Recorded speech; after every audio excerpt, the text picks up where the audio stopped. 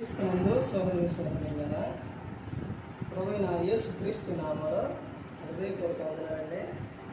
ముందుగా ఎంత మంచి సమయాన్ని ఇచ్చిన తండ్రి అయిన దేవునికి ప్రభువైన క్రీస్తు ద్వారా కృతజ్ఞతాస్తుతులు చెల్లిస్తున్నానండి.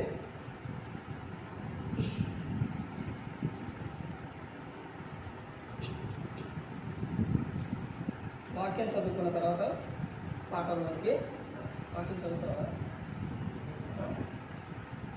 సరే, వాక్యం పఠంలోకి వెళ్ళాలంటే మత్తయి గారు రాసిన సువార్త 1వ అధ్యాయం 21వ వచనం.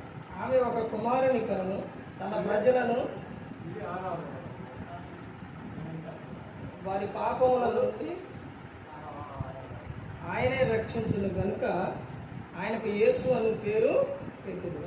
ప్రార్థన చేసి పరలోకమందున్న మా తండ్రి, పరిశుద్ధ ప్రేమ గల తండ్రి, గొప్ప తండ్రి, యెహోవా తండ్రి, ప్రియకుమారుడు యేసు క్రీస్తు ప్రభువారి ద్వారా కృతజ్ఞతాస్తుతులు చెల్లిస్తున్నాము నాయన. కూడికంతట్లో మీరే నడిపించను నాయన. అందరితో మాట్లాడమని మా ప్రభువైన యేసుక్రీస్తు నామమున వేడుకుంటున్నాం తండ్రి, ఆమేన్. యేసుక్రీస్తు నామములో హృదయపూర్వక వందనాలండి. అందరూ బాగున్నారండి. వాక్యం చదువుకొని తర్వాత మరి ప్రార్థనలోకి వెళ్ళిన తర్వాత అలాగే యేసుక్రీస్తు ప్రభువారు ఈ లోకానికి దేవుని కుమారుడు యేసుక్రీస్తు ప్రభువారు ఈ లోకానికి వచ్చి ఆయన చెప్పిన విషయం పరలోక రాజ్యం సమీపిస్తుంది కనుక మారు మనసు పొందమని ప్రకటింప మొదలుపెట్టారు. మన పాట పేరు అంశం ఏంటంటే క్రీస్తు ఈ లోకానికి ఎందుకు వచ్చారో తెలుసా? యేసుక్రీస్తు ప్రభువారు ఈ లోకానికి ఎందుకు వచ్చారు అని అంటే యేసుక్రీస్తు ప్రభువారు ఈ మానవాళిని భూమి మీద ఉన్న ప్రతి ఒక్కరిని కూడా రక్షించడానికి యేసుక్రీస్తు ప్రభువారు ఈ లోకానికి వచ్చారు. అదే ఇక్కడ చెబుతున్నారు మత్తయి గారు రాసిన సువార్త 1వ అధ్యాయం 21వ వచనం. ఆమె ఒక కుమారుని కనును తన ప్రజలను వారి పాపముల నుండి ఆయనే రక్షించును గనుక ఆయనకు యేసు అను పేరు పెట్టుదు వలెను. తన ప్రజలను రక్షించడానికి, వారి పాపముల నుండి రక్షించడానికి యేసుక్రీస్తు ప్రభువారు ఈ లోకానికి వచ్చారు. పైన పుట్టినట్లు యేసు అన్న పేరు మీద అంకె 2 ఉండింది. కింద చూస్తే పుట్టినోడు కింద ఏమని ఉంటుంది అంటే రక్షకుడు. యేసు అనగా అర్థం ఏంటంటే రక్షకుడు. అందరినీ రక్షించడానికి యేసుక్రీస్తు ప్రభువారు ఈ లోకానికి వచ్చారు. క్రీస్తు అనగా అర్థం ఏంటంటే అభిషేక్తుడు, అంటే అందరినీ అభిషేకించడానికి యేసుక్రీస్తు ప్రభువారు ఈ లోకానికి వచ్చారు. ఎవరైతే పాపంలో జీవిస్తారో వారందరినీ కూడా రక్షించడానికి యేసుక్రీస్తు ప్రభువారు వచ్చారు. ఇంకా ఆయన ఎందుకు వచ్చారు అని మన గ్రంథంలో చూస్తే నశించిపోతున్న వారిని ఎత్తికి రక్షించడానికి యేసుక్రీస్తు ప్రభువారు ఈ లోకానికి వచ్చారు. ఎవరైతే నశించిపోతున్నారో, యోహాను గారు రాసిన సువార్త 2వ అధ్యాయం అక్కడ ఒక స్త్రీ గురించి ఉంటుంది. స్త్రీ ఎవరు? ఆమె స్త్రీ అంటే సమరయ స్త్రీ.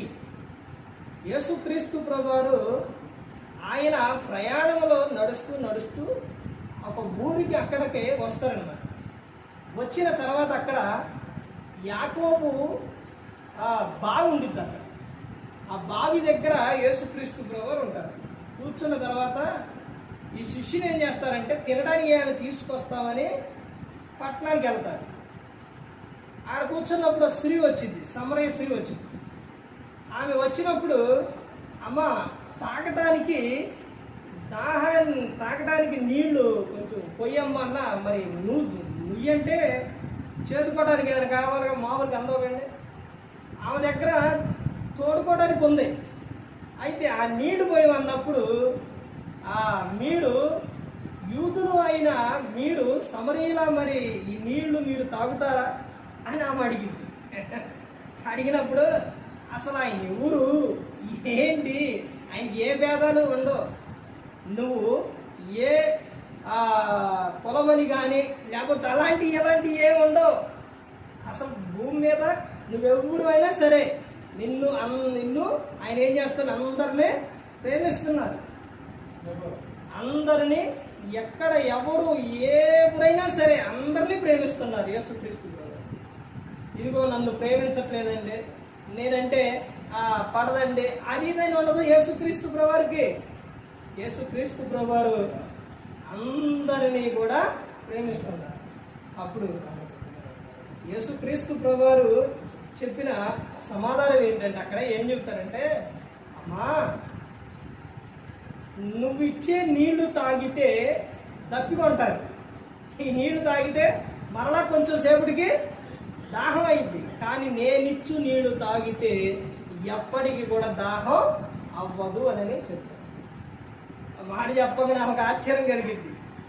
తర్వాత నువ్వెవరు అన్నా అని అడగటం, తర్వాత అప్పుడు యేసుక్రీస్తు ప్రభువారు చెప్తున్న ఆ సమాధానం మనం పాటలు అక్కడికి వెళ్ళి చూద్దామండి ఏమని చెప్తున్నారు అన్నదే చూస్తే.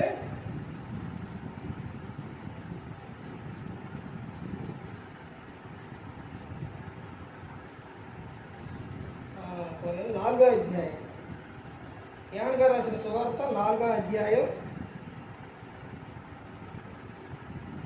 7వ వచనం చూస్తే, సమరయ స్త్రీ ఒకటి నీళ్లు చేదుకొనుటకు అక్కడికి రాగా యేసు నాకు దాహమునకిమ్మని ఆమెను అడిగింది.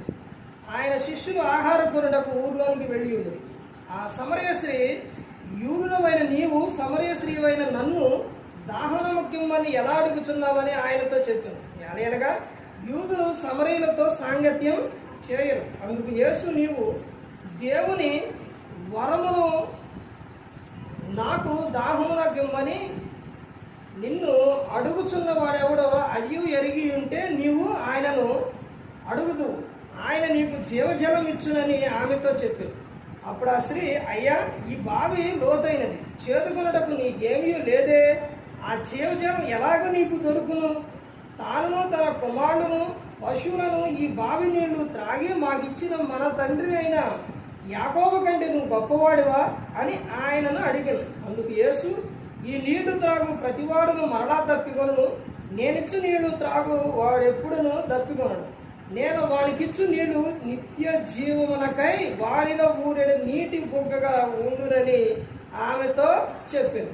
ఆ స్త్రీ ఆయనను చూసి, అయ్యా నేను దప్పికొనకూడనట్లు చేదుకొనుటకు ఇంత దూరం రాకుండానట్లును ఆ నీళ్లు నాకు దయచేయమని అడగగా యేసు, నువ్వు వెళ్ళి నీ పెనిమిడిని పిలుచుకొని ఇక్కడికి రమ్మని ఆమెతో చెప్పాను. ఆ స్త్రీ, నాకు పెనిమిడి లేడనగా యేసు ఆమెతో, నాకు పెనిమిడి లేడని నువ్వు చెప్పిన మాట సరియే, నీకు 5 పెనిమిడులు ఉండిరి, ఇప్పుడు ఉన్నవాడు నీ పెనిమిడి కాడు, సత్యమే చెప్పింది నేను. అప్పుడు ఆ స్త్రీ, అయ్యా నీవు ప్రవక్తవని గ్రహించుచున్నాను. చూశారండి, ఆమె అడిగిన ప్రశ్నకు యేసుక్రీస్తు ప్రభువారు చెప్పిన విషయం. ఏమని చెప్పింది? ఆమె అడిగింది అసలు ఒక వ్యక్తిని మార్చే విధంగా మార్చే మాటలే చెబుతారు యేసుక్రీస్తు ప్రభువారు. ఒక వ్యక్తిని బలపరిచే మాటలే యేసుక్రీస్తు ప్రభువారు చెబుతారు. ఇక్కడ ఉన్న ఈ విషయంలోనే అక్కడ ఉన్న అర్థము ఏమిటి అని అంటే, ఆయన యాకోబు బావి దగ్గరకు వచ్చారు, స్త్రీ వచ్చింది, ఆమెనే యేసుక్రీస్తు ప్రభువారు నీళ్లు అడిగారు. ఆమెమో చేదుకొనడానికి ఏమీ లేదు, తర్వాత సమరయులు మేము నీళ్ళు ఇస్తే మీరు తాగుతారా, యూదులు సమరయులతో సాంగత్యం చేయరు, ఇవన్నీ విషయాలు చెప్పిన తర్వాత నువ్వు ఇచ్చే నీళ్లు నేను తాగితే దప్పికొంటారు ఎవరైనా, నేను ఇచ్చే నీళ్లు తాగరని అన్నప్పుడు ఆమె ఏమన్నదంటే, అయ్యా ఆ నీళ్లు నాకు కూడా, అయ్యా నీళ్లు నాకు కూడా ఇవ్వు, ఆ నీళ్లు ఊగిరావమ్మా. అక్కడ చెప్తున్న విషయం ఏంటంటే యేసుక్రీస్తు ప్రభువారు, ఆ నీళ్లు అందరికీ ఇచ్చేవి కాదు, అందరికీ రావు ఆ నీళ్లు, అవి నిత్య జీవం కలుగు చేసి. మరి ఎట్ట ప్రభు నాకు ఆ నీళ్ళు ఎట్టొస్తాయి? ఆ నీళ్లు కావాలి నాకు అంటే నిత్యము కూడా జీవము కలిగిన నిత్య జీవములో ఆ ప్రవేశం, నిత్యము కూడా బ్రతికించే మాటలు, నిత్యము కూడా జీవంలో ఉండే విధానం మనది ఎలాగా? నాకు ఆ నీళ్లు కావాలి అన్నప్పుడు యేసుక్రీస్తు ప్రభువు చెప్తున్నారు కదా, ఇప్పుడు ఇప్పుడు మొదలయ్యిద్ది ఇక మార్పు. ఎలా మొదలయ్యిద్ది అని అంటే, నువ్వు వెళ్ళి ఎవరిని పిలిచిరావండో, యేసుక్రీస్తు ప్రభువారు నీ పెనిమిడిని పిలిచిరా అంటంతోనే నాకు పెనిమిటి లేడు అని ఏమి చెప్పినప్పుడు, నీకు పెనిమిటి లేడు కరెక్టే, నీకు 5 ఉన్నారు, ఇప్పుడున్నవాడు కూడా నీ భర్త కాడు అన్నప్పుడు అసలు ఉన్నది ఉన్నట్టు చెప్పితే ఇంకా ఇంకా ఆ మాట మాట్లాడిద్దా, ఇంకేమైనా చెప్పిద్దేగా? ఏమి చెప్పకుండా నువ్వు ప్రవక్తవే, నువ్వు ఎవరు, మెస్సయ్యవే అని ఆమెలో ఉన్న ఎప్పుడైతే యేసుక్రీస్తు ప్రభువారు అలా చెబుతారో వెంటనే ఆమెలో ఉన్న తప్పు అనేది ఆమె ఒప్పేసుకుంది. ఆ కొండ అక్కడ అధ్యాయం మొత్తం చదివితే ఆ కొండ అక్కడ వదిలిపెట్టేసి ఊరిలోకి వెళ్ళి, ఇదిగో నాలో ఉన్న తప్పుని, నాలో ఉన్న పాపాన్ని, నాలో ఉన్న తప్పుని చెప్పారు, నా తప్పుని క్షమించారు, ఇదిగో ఏనే మెస్సయ్య, ఏనే క్రీస్తు, నేను క్రీస్తును చూశాను అని ఊరు వారికి సాక్షి వెంటనే వెళ్ళిపోయి, అప్పుడు ఊరు వారందరూ కూడా వచ్చి ఆయన్ని చూసినప్పుడు వాడు చెప్తారు కదా, నువ్వు చెప్పిన దాన్ని బట్టి కాదు, మేము వచ్చి చూసాము, ఈయన ఎవరు, మెస్సయ్యే, ఈయన క్రీస్తు. ఊరి వారికి ఏం చెప్పిందండి ఆమె? ఏం చెప్పింది? ఇతను క్రీస్తు, మెస్సయ్య అని చెప్పింది. ఆమెలో ఉన్న ఆమె ఎప్పుడైతే యేసుక్రీస్తు ప్రభువు చెప్తారో ఆ మాటకి ఆమె ఏమైపోయింది? మారిపోయింది. అంటే యేసయ్య మాటే బ్రతికించేది, యేసుక్రీస్తు ప్రభువు మాట బలపరిచే మాట, మన పరలోకం చేర్చే మాట. ఇదిగో నేనే మార్గం, నేనే సత్యం, నేనే జీవం అని యేసుక్రీస్తు ప్రభువు చెప్పారు. నా ద్వారానే తండ్రి యొద్దకు వస్తారు అని యేసుక్రీస్తు ప్రభువు చెప్పారు. తర్వాత మూడోది ఏమిటంటే, రెండో విషయం ఏంటంటే నశించిపోతుంది. నశించిపోవడం అంటే పాపంలో బ్రతుకుతుంది. ఆ పాపంలో నుంచి విడుదల రావాలి. ఎందుకనంటే ఒక వ్యక్తి పాపంలో మరణిస్తే, తప్పులో మరణిస్తే ఎక్కడికి వెళ్ళిపోతారంటే, ఈ లోకం విడిస్తే నరకానికి వెళ్ళిపోతారు. అది ఎలా ఉండిద్ది అంటే, గ్యాస్ స్టవ్ మీద అలా అలా అని ఇలా తీస్తే ఎలా ఉంటుంది? కాలిపోయింది, ఒక సెగర్ కూడా ఉంచలేదు, ఈ వేడే తట్టుకోలేరు కదా, అది ఇంకా ఎన్నో రెట్టింపులు వేడి ఉండిద్ది. నరకం అని అగ్ని ఆరత, పురుగు సావదు, బగ మండుతూ ఉండిద్ది, అంత భయంకరంగా ఉండిద్ది. అదిగో నా బిడ్డలు ఆ నరకానికి వెళ్ళిపోకూడదు, నరకానికి వెళ్ళిపోకూడదు. అందరం అండి లోకంలో భూమి మీద పుట్టిన ప్రతి ఒక్కరు కూడా ఆదికాండం 1వ అధ్యాయంలో అక్కడ చెప్తారు కదా, దేవుడు ఎవరి పోలికతో మనం చేసుకుని మనం చేశారంటే, దేవుని పోలికతోనే మనల్ని చేశారండి.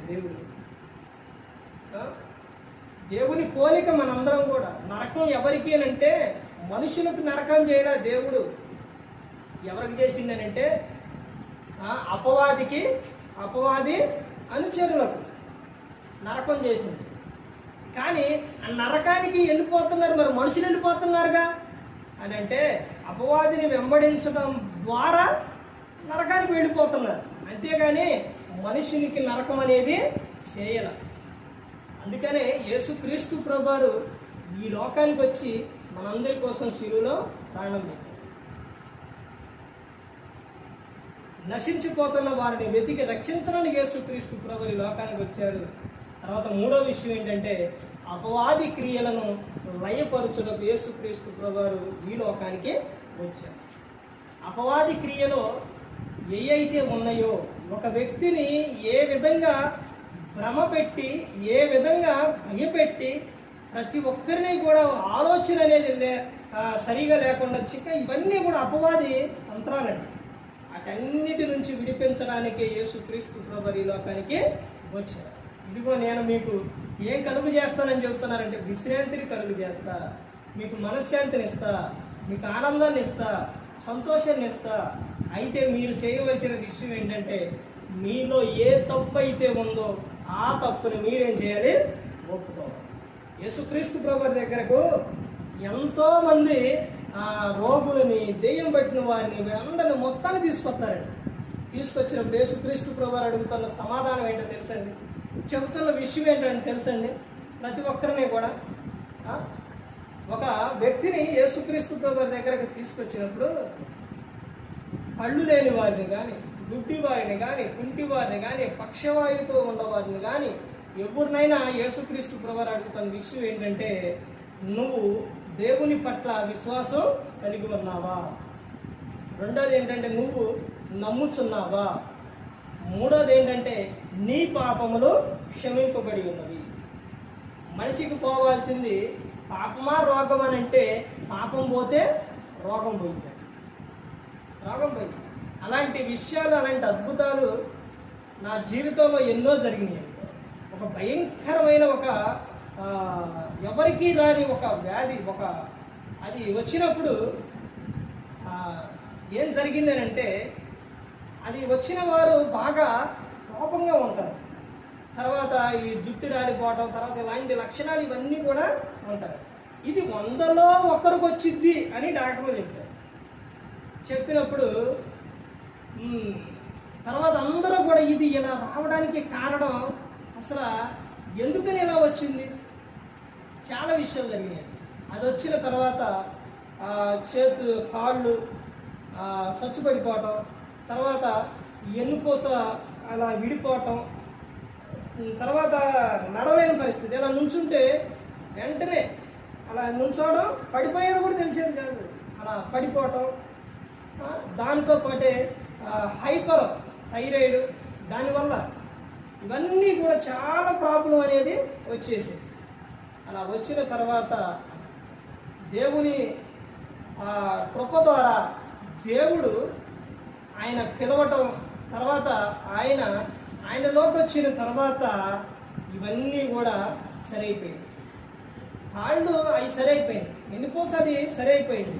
తర్వాత ఉన్నది ఏంటంటే హైపర్ థైరాయిడ్.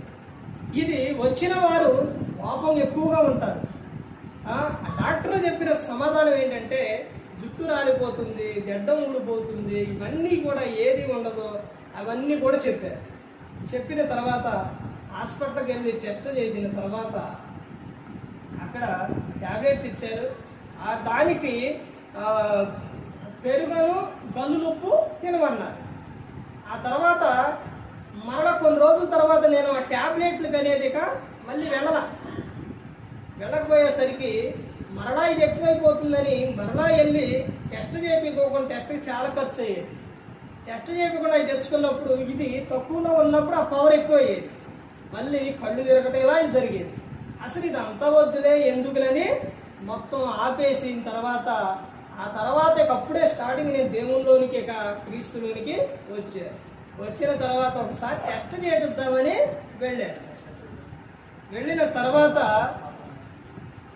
ఆయన పట్ల విశ్వాసము, ఆయన పట్ల మనం కలిగి ఉన్న విధానం కలిగి ఉంటే ఉండే అద్భుతం ఎలాంటి జరుగుతుంది అని అంటే ఈ విధంగా జరుగుతుందండి. అక్కడికి వెళ్ళిన తర్వాత నేను సేవకు ఫోన్ చేస్తే అతను చెప్పిన విషయం ఏంటంటే, అసలు నువ్వు ఎందుకు వెళ్ళావు, నీకు ఏది కూడా ఉండదు అని.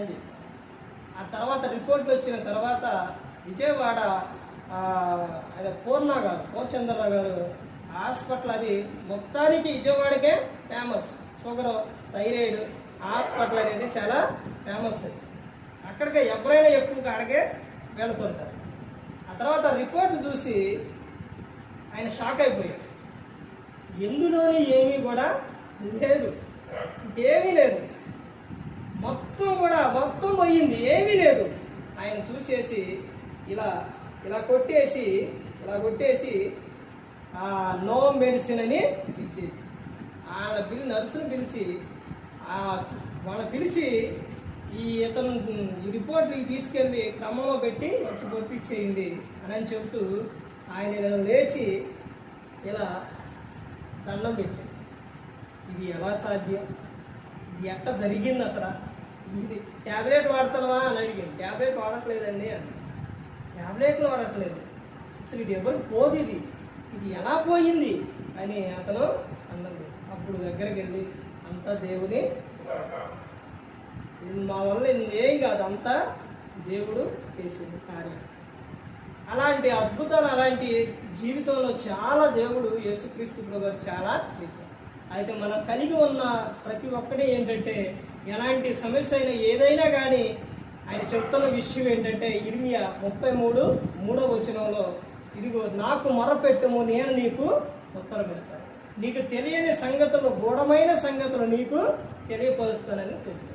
అపోస్తలుడైన పౌలు గారు ఫిలిప్పీలు రాసిన పత్రిక 4వ అధ్యాయం 4వ వచనం నుంచి అక్కడ చెబుతారు, ఎల్లప్పుడూ ప్రభువునందు ఆనందించండి.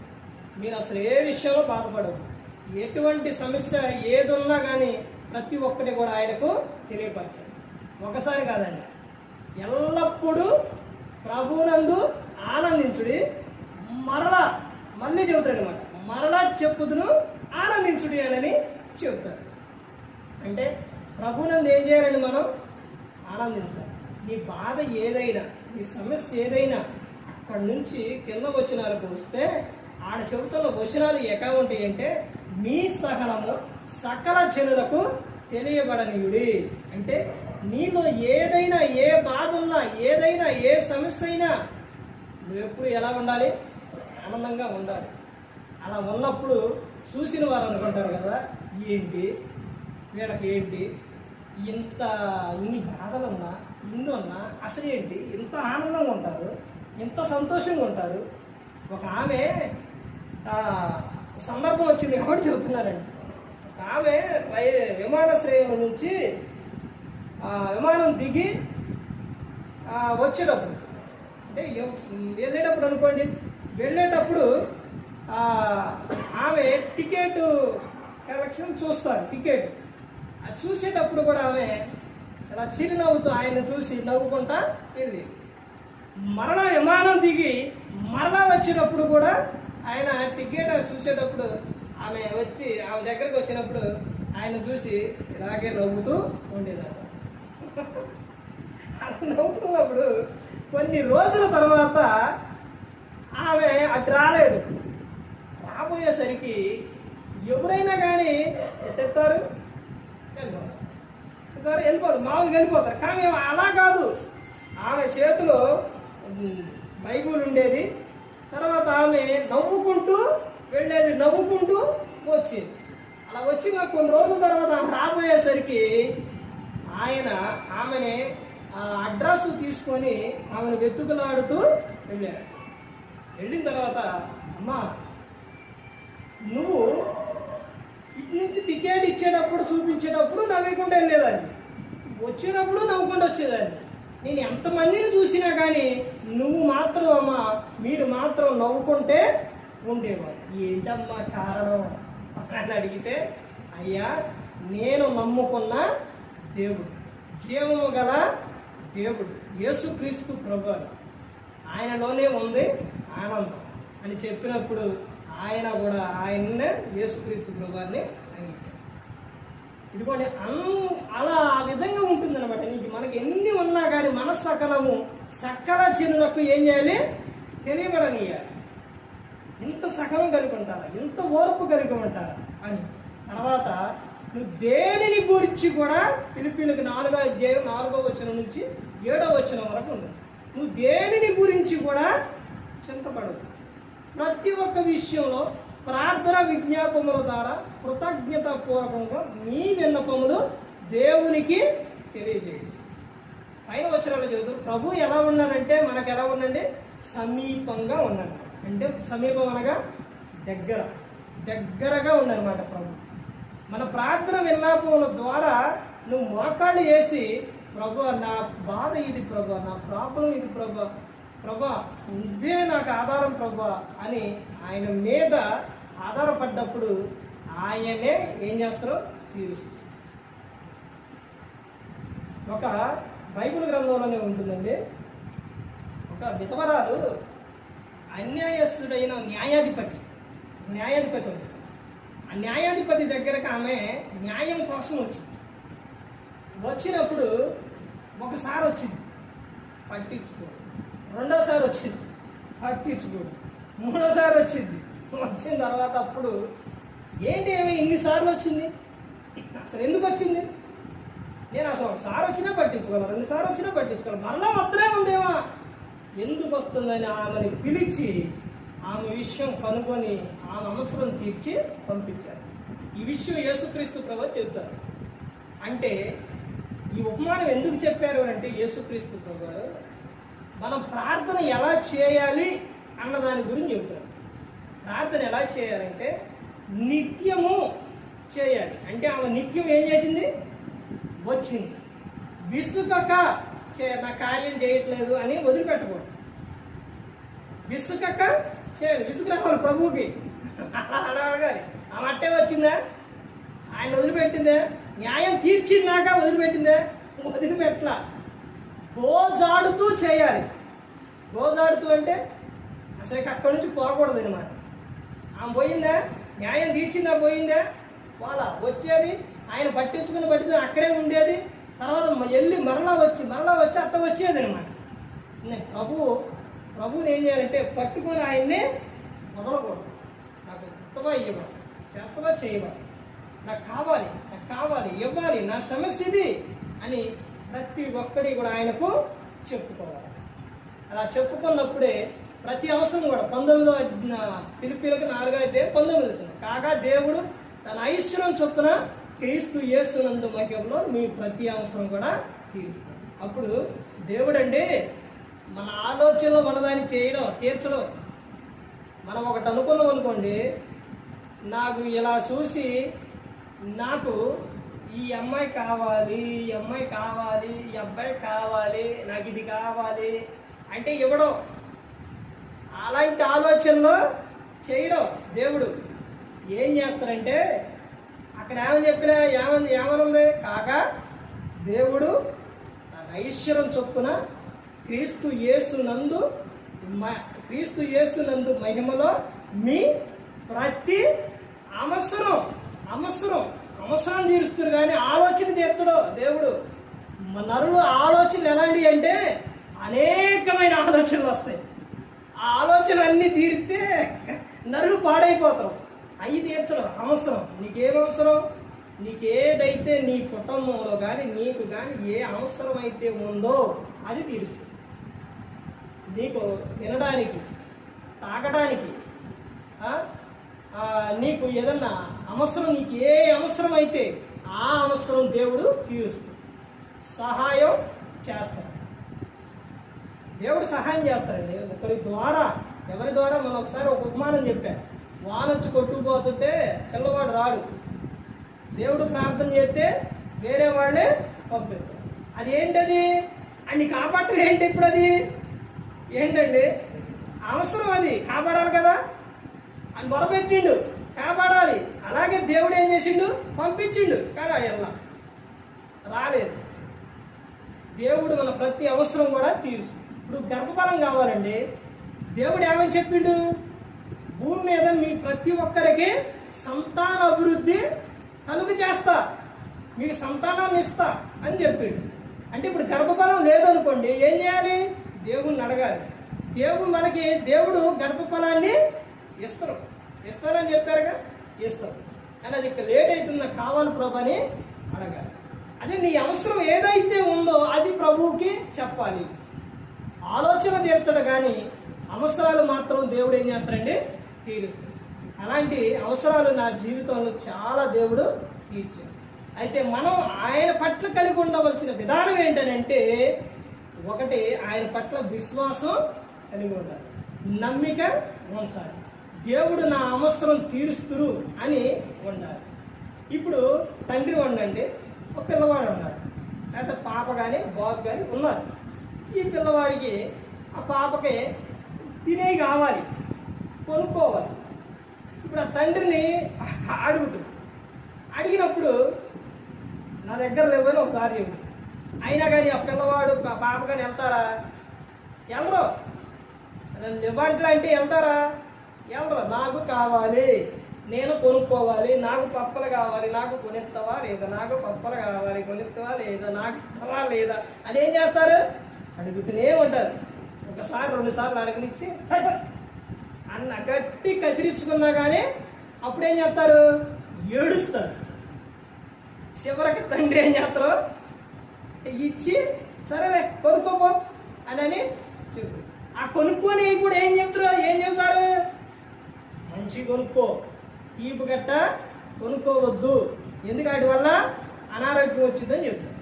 అలాగే దేవుడు తల్లి తండ్రి పిల్లల పట్ల ఏ విధంగా అయితే చూపిస్తారో ప్రేమ, అంతకన్నా ఎక్కువ చూపిస్తారు దేవుడు, అంతకన్నా ఎక్కువ. అంటే వీళ్ళకి మనకి ఏం పెట్టారంటే తల్లిదండ్రుల్ని మాదిరి.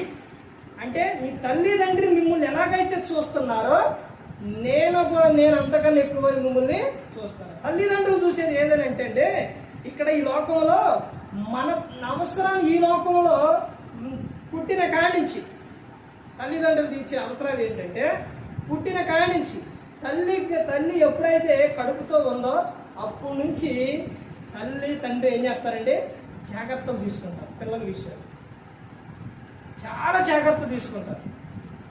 ఎంత జాగ్రత్త తీసుకుంటారంటే, కడుపులో ఉన్న శిశువుకి పాపైనా బాబాయినా వాళ్ళు ఎవరైనా సరే వాళ్ళకి ఏమన్నా నొప్పి కలిగిద్దేమో, వాళ్ళు ఏ విషయాల్లో బాధపడకూడదు అని చాలా జాగ్రత్త తీసుకుంటారు.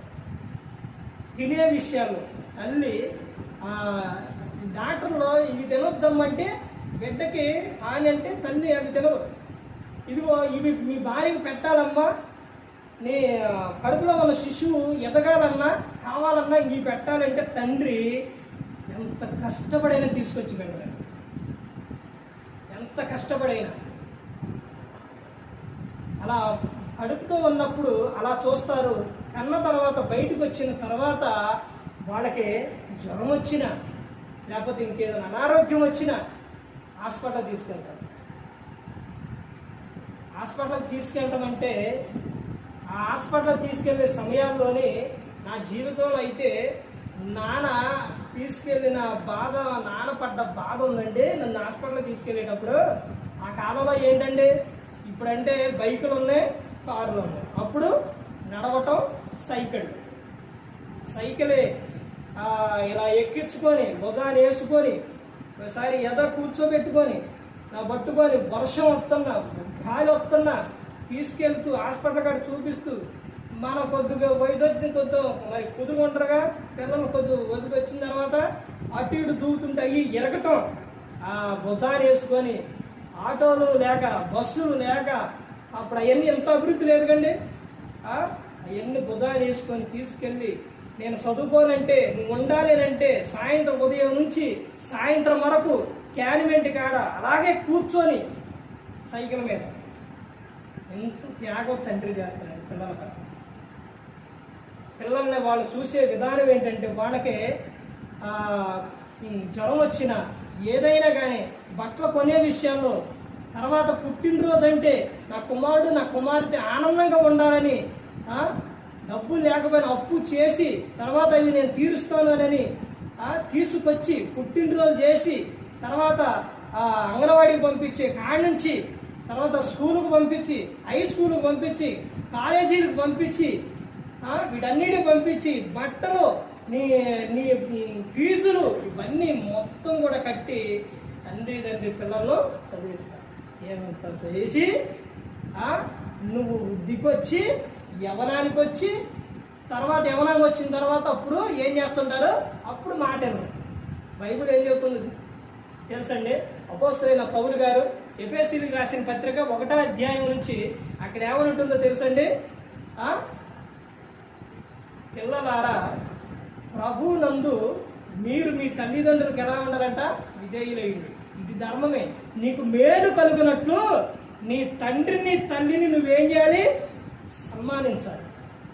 నువ్వు భూమి మీద దీర్ఘాయువంతులు అవ్వాలంటే నీ తండ్రిని తల్లిని సన్మానించాలి. వారికి ఎదురు చెప్పడం కానీ, వారి మాట వినకుండా ఉండటం కానీ, వాడిని తిట్టడం కానీ, కొట్టడం కానీ ఇలాంటివి చేస్తే నీ ఆయుష్ ఏమైపోయింది, తగ్గిపోయి నీ ఆయుష్ పెరగాలి అని అంటే ఏం చేయాలి, వారిని సన్మానించాలి.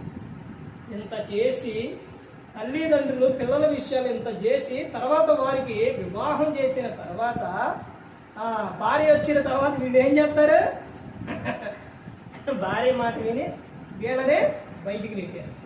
నేను చూడరు. తర్వాత గట్టిగా మాట్లాడితే నువ్వేం చేశావు, ఏం సంపాదించావు, నీకు పెట్టిన ఖర్చు అంతా పెడితే, నీకు పెట్టిన నువ్వు కడుపుతో ఉన్న కానించి భూమి మీదకి వచ్చిన కానించి వివాహం అయ్యే వరకు కూడా నీకు పెట్టిన ఖర్చు లెక్క ఎంత లెక్క వేయండి. వాళ్ళు ఎన్ని ఎకరాల పొలం కొంటారు, ఎలాంటి డాబాలు కడతారు, ఇది ప్రతి ఒక్కరూ కూడా గమనించుకోవాలి. ఇదంతా ఎందుకు చెప్పానంటే తల్లిదండ్రి ద్వారా వాళ్ళ మన అంటే బహుమానం, మనం వాళ్ళకెవరు బహుమానం, దేవుడు మనకు వాళ్ళకు బహుమానం ఇచ్చారు. బహుమానం ఇచ్చినప్పుడు వాళ్ళు చూసుకునే ప్రేమ తర్వాత మనం ఈ లోకం విడిచిన తర్వాత శాశ్వతమైన లోకం ఉంది. ఇక్కడ ఉండే లోకంలో ఈ తల్లిదండ్రులు చూసుకుంటారు, కానీ లోకం విడిచిన తర్వాత శాశ్వతమైన లోకం ఉందే తర్వాత. ఇక్కడ మనిషికి ఇచ్చిన ఆయుష్కాలం బైబుల్ ప్రకారం 70 లేక 80 సంవత్సరాలు. తర్వాత ఎవరైనా సరే ఈ లోకం విడిచిన తర్వాత తమ ఆయుష్కాలాన్ని పూర్తి చేసుకుని వెళ్ళిపోయిన తర్వాత అక్కడ ఎలా ఉంటుందని అంటే 70, 80, 100 అన్ని సంవత్సరాలు కాదండి, ఇక లెక్కలేనన్ని సంవత్సరాలు, యుగాలు దేవునితో ఉంటామండి. ఇది ఎంతకాలం అండి? ఇది ఎంతకాలం? ఈ లోకం ఎంతకాలం? ఈ లోకంలో మనం దేనికి వచ్చామో తెలుసండి? అద్దెకు వచ్చాం. అద్దెకు వచ్చి నువ్వు ఒక ఇంటిలో అద్దెకు దిగినప్పుడు ఎన్ని సంవత్సరాలని రాపించుకుంటాం. అద్దెకు వచ్చాం. మనం ఈ ఊరు నుంచి అమెరికా వెళ్ళామండి. అమెరికా వెళ్ళిపోయాం. ఎందుకు వెళ్ళాం? చూడటానికి వెళ్ళాం, ఏదైనా అవసరం మీద వెళ్ళాం, చూసి రావడానికి వెళ్ళాం. కొన్ని ప్రదేశాలు ఉంటాయి, కేరళ అని ఇలాంటి ప్రదేశాలు ఎన్ని ఉంటాయి. అక్కడికి వెళ్తాం. ఎందుకు వెళ్తాం? ఆ ప్రదేశం అంతా చూడటానికి. అక్కడే ఉండి ఇల్లు కట్టుకొని అక్కడే స్థిరపడిపోయి అక్కడే ఉంటావా? ఉండం. అక్కడికి ఎందుకు వెళ్ళామంటే చూడటానికి వెళ్ళు. మరలా తిరిగి ఆయనకి వస్తాం. ఎక్కడికి వస్తాం? మన గృహానికి వచ్చారు. అదే కీర్తనలో 90వ కీర్తన 3వ వచనంలో చెబుతారు, నరులారా తిరిగి నా యొద్దకు వచ్చి. నేను భూమి మీద పంపించింది ఎందుకు అనుకున్నారు? మిమ్మల్ని చూసి రావడానికి. ఇక్కడ మిమ్మల్ని అక్కడ చూసి మరలా ఎక్కడ రావాలి? నా యొద్దకే రావాలి. ఆయన యొద్దకే వెళ్ళాలి అని అంటే అది ఎవరి ద్వారా వెళ్తారు? యేసుక్రీస్తు ప్రభువారి ద్వారానే. ఆయనలోకి వచ్చి ఆత్మీయం తీసుకొని ఆయన శరీరము రక్తము తీసుకున్న వారిని అంత్య దినమున ఆయన లేపుతాడు. ఆదివారం ఆయన శరీరం రక్తం ఏం చేయాలి? తీసుకోవాలి. అంటే యేసుక్రీస్తు ప్రభువారి శరీరము, యేసుక్రీస్తు ప్రభువారు రక్తం తీసుకున్నప్పుడు ఆయన మనలో ఏం చేస్తారు? నివసిస్తాం. ఆ బాప్తిస్మంతోనే మనం క్రీస్తుని ధరించుకుంటాం. క్రీస్తుని ధరించుకోవడం అంటే క్రీస్తు మనలో ఉంటనే కాదు. ఇక ఆదివారం ఆయన తీసుకుంటాం. ఆయన మనలో నివసించి పరిశుద్ధాత్ముడు ఏం చేస్తారంటే బాప్తిస్మం తీసుకోగానే పేతురు గారు రాసిన పత్రిక అపోస్తల కార్యాలు 2వ అధ్యాయం 38వ వచనంలో ఉంటుంది.